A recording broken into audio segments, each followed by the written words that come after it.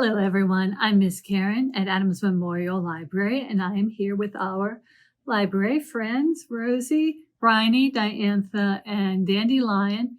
And appropriately enough, they have found some books about friends for me to share with you this week because they're friends. They found some library books about friends. So let me tell you a little bit about them. This first one is called My Day in the Garden. It's written by Miela and it's illustrated by Anita Lobel. This is Dress Up Day, which was written and illustrated by Blanca Gómez. This one is My Best Friend, which was written by Fogliano and illustrated by Jillian Tamaki. And this one is Sometimes It's Nice to Be Alone, which was written by Hest and illustrated by Stead. So these are why our library friends like these books.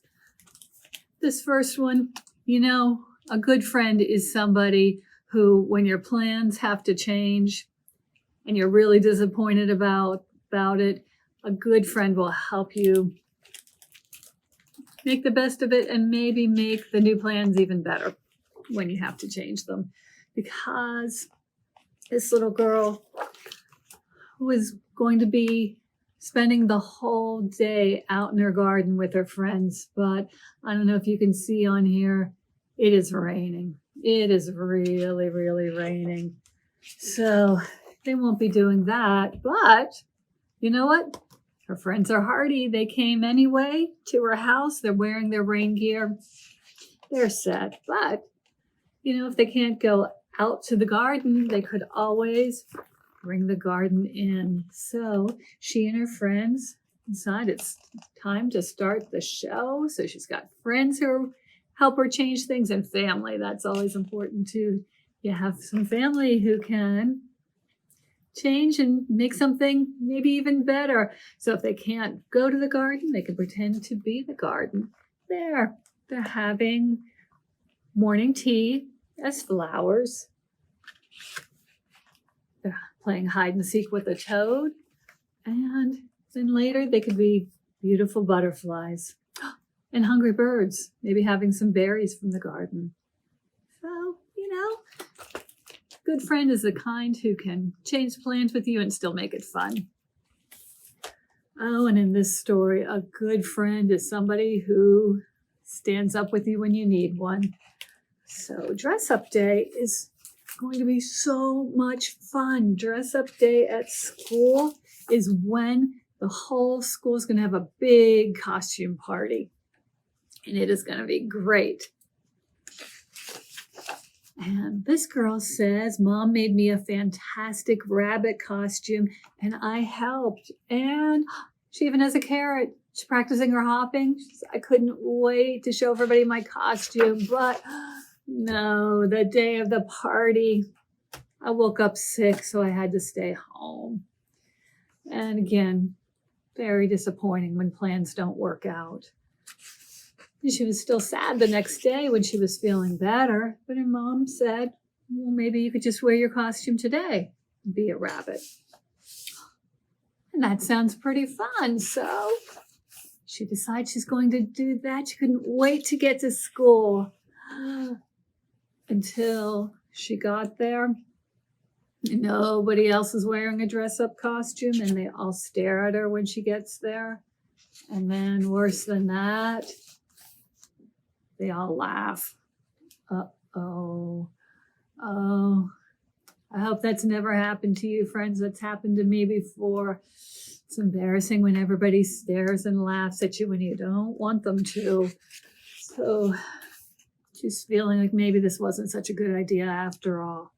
But that's when Hugo came. Hugo was also sick yesterday, and Hugo had a carrot costume. How about that?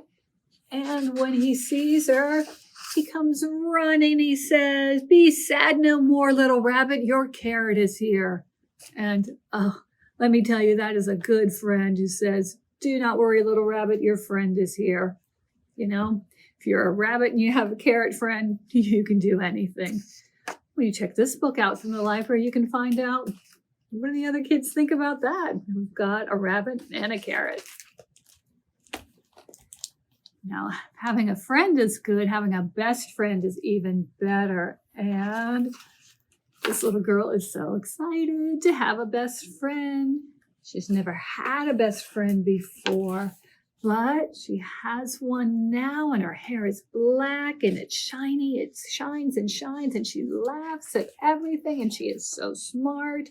And when I say la la la, she says la la la. So it's like they were just meant to be friends. And you know what? They are such good friends, best friends, that even though they're probably best friends because when they started drawing, I drew her and she drew me.